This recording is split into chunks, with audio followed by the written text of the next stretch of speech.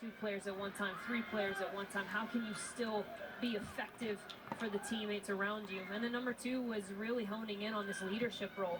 She is far and away the captain, the leader of this team, verbally, by example, and that's a different responsibility, and she's learning all about it this year.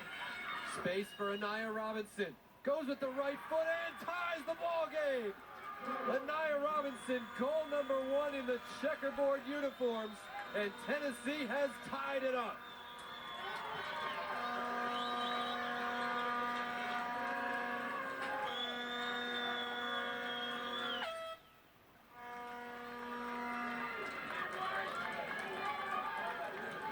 Well, I think you and I can both agree that's far too easy for Mississippi State.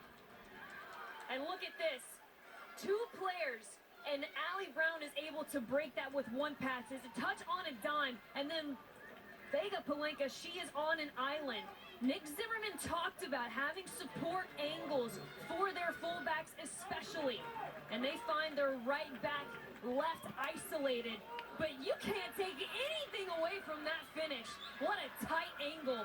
And what a confident decision from Anaya Robin, who we said has to have confidence going forward without Shea O'Rourke. What a goal.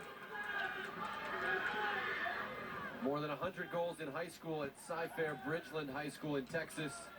I told you 11 in Arkansas last year. Anaya Robinson has her first for Tennessee. And again, with Shea O'Rourke out, it seemed like the perfect time. Oh, we get Anaya Robinson back from injury. She can start up top. She'll score the big goals for us. It usually takes some time to get on the same page, but she found that big goal. Now Tennessee can keep it going.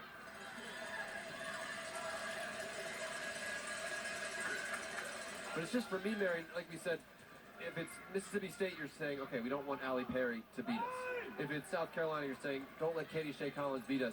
Sure. If it's Tennessee and there's no Shea O'Rourke, it's we can't let Anaya Robinson beat us. And she had time and space to take that shot.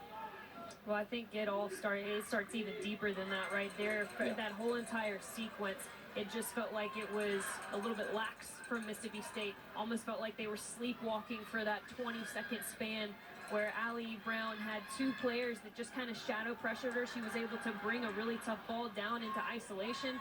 And then Anaya Robinson's going again. This matchup seems to be in Tennessee's favor right now. And Robinson wasn't able to turn the corner that time, but she wins a corner. Well, we mentioned earlier that one of the keys to getting Anaya Robinson more confidence going forward was actually to have her physically facing forward more often. Yes, she has a lot of size. Yes, she can play back to goal, but she is so good using her speed, using her legs to get by defenders. And the position we see them from Tennessee is allowing her to do so. That header on the doorstep, Robinson's got 2. And Tennessee, number 1 in the country for a reason, is in front.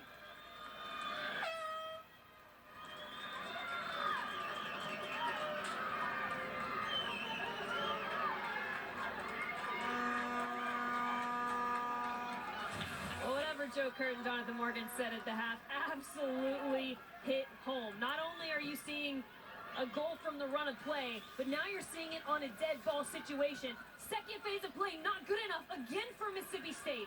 Anaya Robinson is just floating. She's not even making a dynamic run. The initial header is won well by Tennessee. But that second phase, that second ball, Anaya Robinson unmarked. She's 6'1", guys.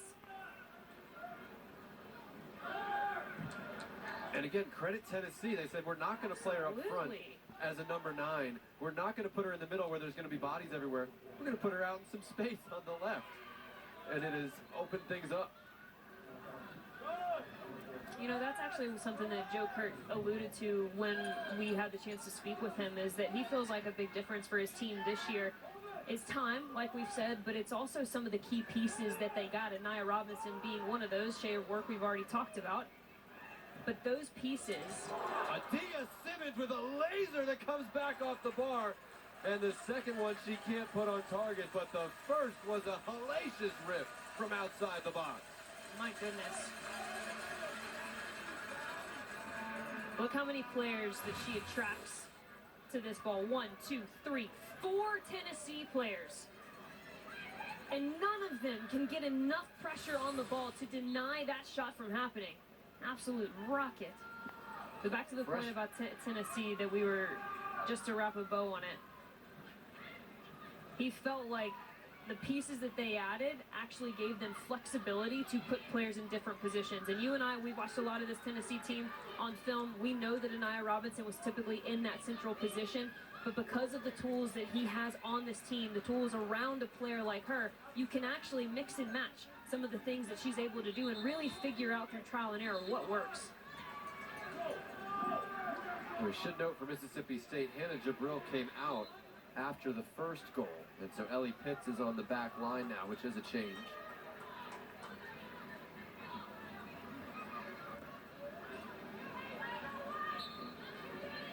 Obviously, nobody's 6'1", so nobody's going to match up with Robinson straight up on a corner, but she's going to be dangerous on set pieces all night. Hasn't come out of the game yet either, which for a player who is only playing her third game of the season is a bit of a surprise.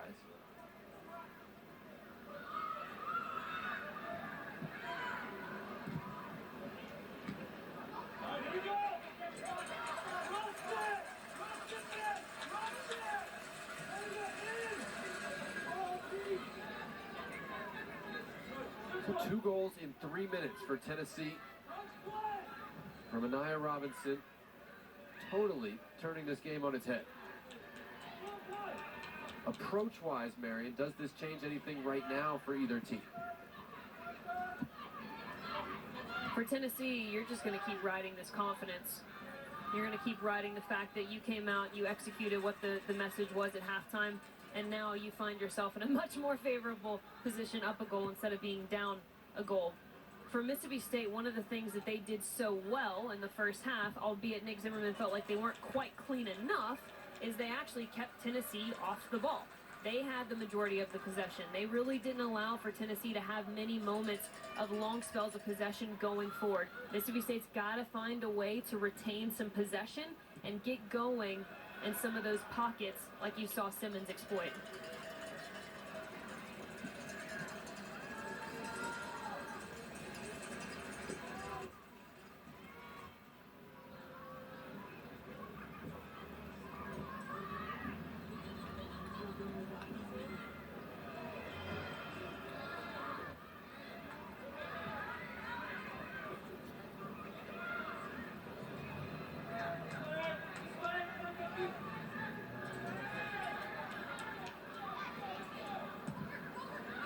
Now tomorrow, Mississippi State highlights our SEC football schedule, hosting Alcorn State.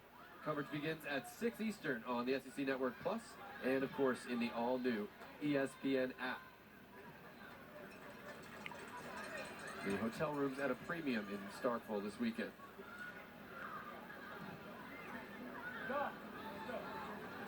Mississippi State looks out of sorts here, Marion. We're seeing passes off, we're seeing the forwards disconnected from the rest of the group. Tennessee, those 2 goals have rattled Mississippi State here. I want to go back to what we said in the open. There is no better way to find out the makeup of a team, especially a younger team, a newer team in terms of playing together, than welcoming in one of the top teams in the country. The only better way, perhaps, is to actually go on the road to one of the top teams in the country. But this is a test right now of character, and this is something that Mississippi State and these young players are going to have to figure out a way to respond to, because I think you and I can both agree this is likely the last time, and the same would have been said for Tennessee, that you are going to be down in a game.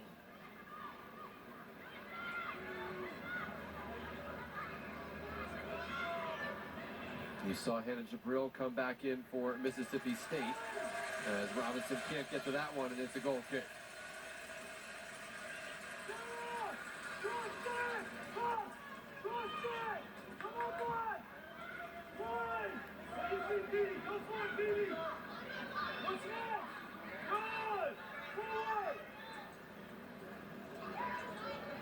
You hear the messaging from Zimmerman. Exactly, and that's a key, right? That's something that he feels like when you have players, especially players who want to play on the ball, sometimes you get too caught up in trying to make the hero pass, right? Trying to make the pass that's going to win the game, get you back in the game. And so much about playing a possession style of football is to just find the next one. What do you see? Make the decision. What do you see next? Make the decision. And so that's the rhythm that Nick Zimmerman is trying to get his team in, because he knows if they can string together a couple long spells of possession, they'll find a bit more confidence and momentum. Kyra Taylor trying to get another corner there, and the decision from the assistant out of your picture is, yes, corner kick for Mississippi State.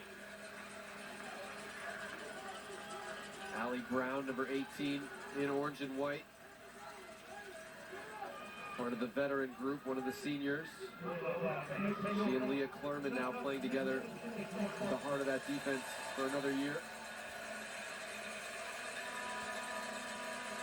We've seen Perry take one corner, Jabril take another. This is Olivia Buxton. Crowding the 6-yard box. Good hands from Kaden Norris, who has been one of the difference makers for Tennessee. With all due respect to Ali Zazzara, who is the number 2 goalkeeper, Norris has really claimed that spot and provided the calm, composed presence they feel they need. And anyone you talk to around the program says she just doesn't make mistakes. And made one of the biggest plays of their season when she saved a penalty kick at Memphis in that 0-0 tie.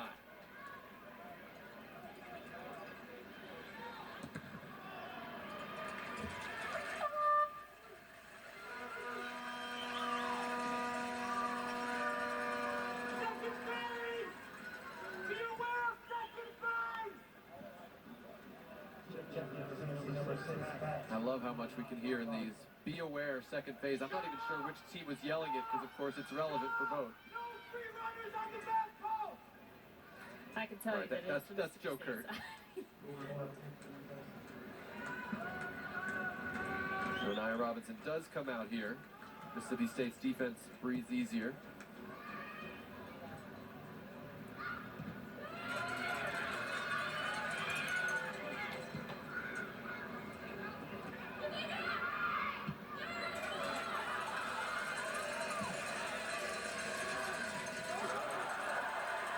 There's a missed kick made trying to pounce. And Sydney Miller, with some help from Leah Klerman, able to recover.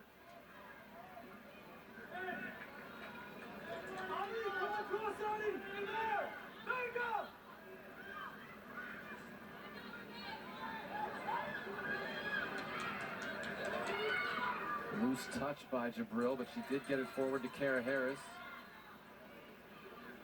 Now Perry being pressured by Keaton Mitchell, who we haven't talked a lot about tonight in that Tennessee midfield.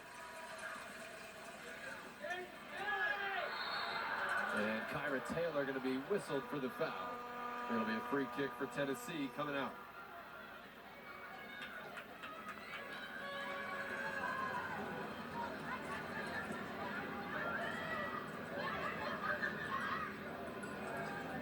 Now tomorrow it's an SEC on ABC college football triple header. Settle in for Alabama, Wisconsin at noon, Georgia, Tennessee in a top 15 matchup at 3:30, and LSU, Florida at 7:30. Each game available, of course, in the ESPN app.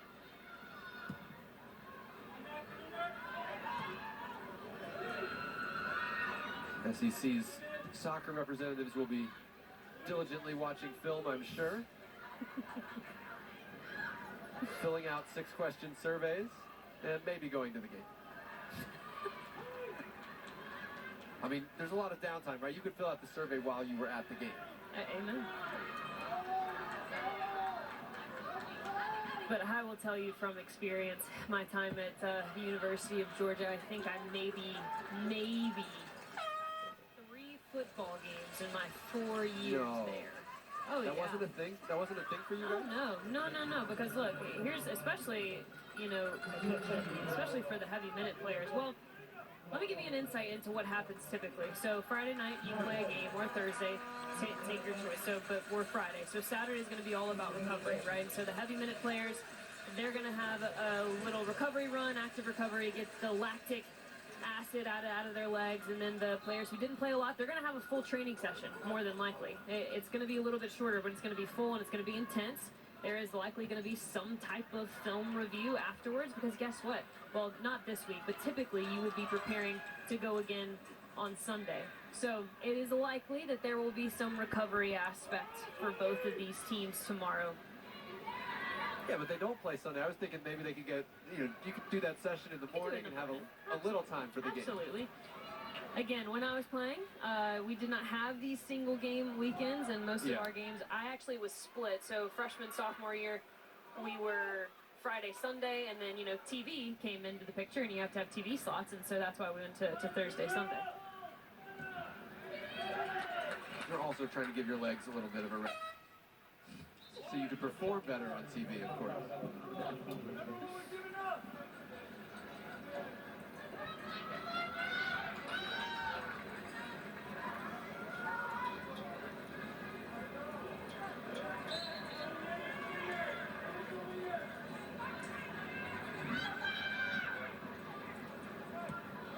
Offside flag raised. A little sloppy there from Tennessee. We'll give it back to Mississippi State. Here are the teams in the top 25 from the SEC at the moment. We can tell you Kentucky is beating Oklahoma at the half. Auburn is beating Ole Miss in the first half, and Mizzou has scored first against Texas in the first half. Mizzou's always an interesting one for me. Felt like last year they were so close. They had almost everything that they needed, and they missed the SEC tournament by a point. And it almost feels like a very slow burn for this Mizzou side, but Stephanie Golan has done a lot of improvements each year, and each year they've built on each other. I think losing Kylie Simmons is a really big deal for them, and we'll have to kind of see what it's like without her and how the offense revolved around her when she was there. But other than that, it's been really impressive to see just how methodically they've built over Stephanie Golan's time there. Sarah Kate Rath whistled for the foul on Ella Peterson, who's back in for Mississippi State.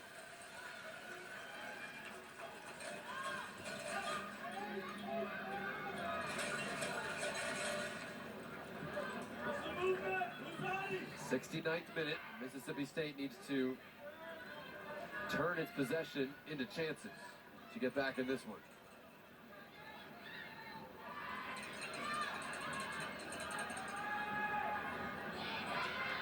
Lauren Taylor dispossessed by Allie Brown at the back, who made that look so easy.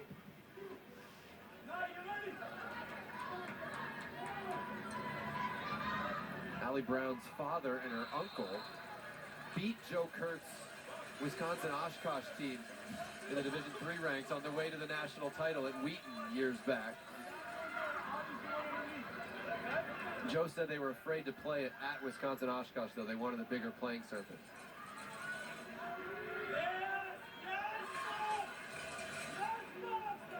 So it's between that and the Packers-Bears rivalries, he's got plenty to share with his players these days.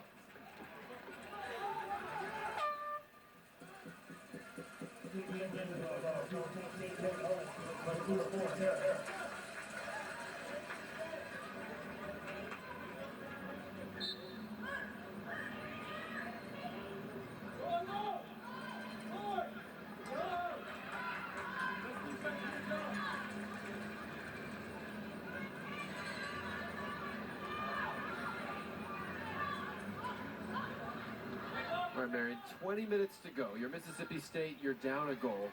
Do you have something trained here where, whether it's a formation change or a mentality shift, where we're going to get more numbers forward, we're going to go all out for this? Mentality shift, absolutely. And it's probably going to be closer to that 18-minute mark than the 20-minute mark. But that is absolutely something you train in training. That was redundant, and I apologize to everyone. But it's situational training, right? You're up a goal, you're down a goal.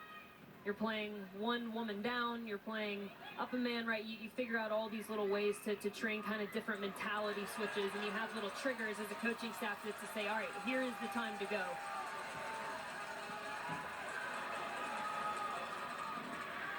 that what they want? Allie Perry getting the ball in her own half and playing one long ball?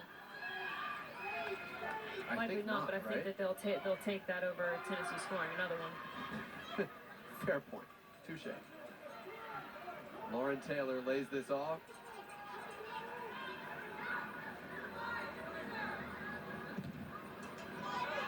Came off a couple of players. Came off of Gorman left, a little live wire left back, who you have to really like over there. This one will be a goal kick.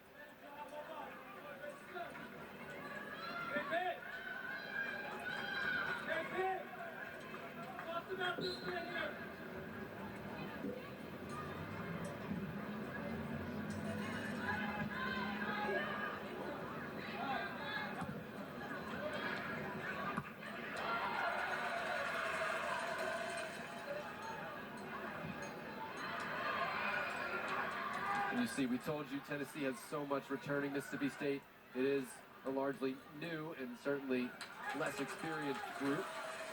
There's never going to be another 10-0 regular season for them, and that was laid out clearly. But they've certainly put a scare into number one and have 18 minutes to find a tying goal. And I actually go back to what Nick Zimmerman told us, right? Some of his philosophy is that the 5 phases of an organization. You know, number one, demo, foundation, competitive, results, championships, right? You're kind of always building on this pyramid. And he said that, you know, last year we were results championships. This year we're a little bit more of foundation, competitive results, kind of a mix. And that's okay, especially in a college program. There's gonna be an ebb and flow. You're always gonna have new faces. You're always gonna have players leaving. And so it's an important message right now for Mississippi State that this is about performances and responses over necessarily the results at the end of the game. And that's a mentality shift for Nick Zimmerman to this group, that you have to desire to play, you have to desire to try to figure your way out of different situations. And for him, I thought it was really interesting that he said the only expectation I have of this group is that they fight. They know that I am asking them to play a brave style of soccer, and with that's going to come mistakes. So all I ask is that they fight and they compete. And that's exactly what they've done here tonight, regardless of what the score ends up being.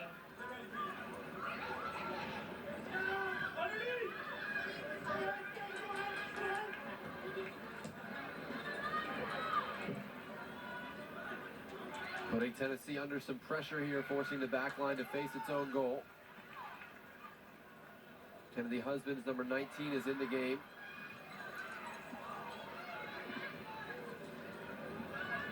Allie Perry at the edge of the 18, lets it go, rifles one home. Allie Perry delivers a blast to tie the score.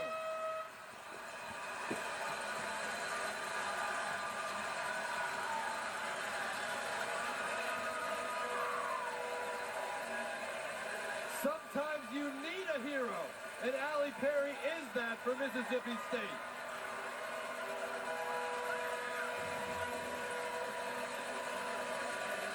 We can break this game down into all kinds of X's and O's. But at the end of the day, there are big-time players that make some massive plays. There's nothing Tennessee could have done better. They had pressure on the ball. Allie Perry pulled that one out of nowhere. That was skill. That was finesse. That was her at her best. My goodness, what a moment for the captain.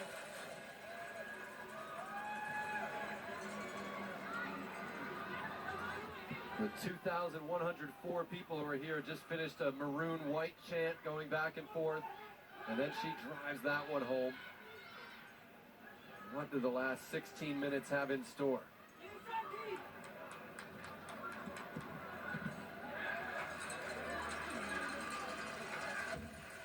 We'll be out for a Tennessee corner.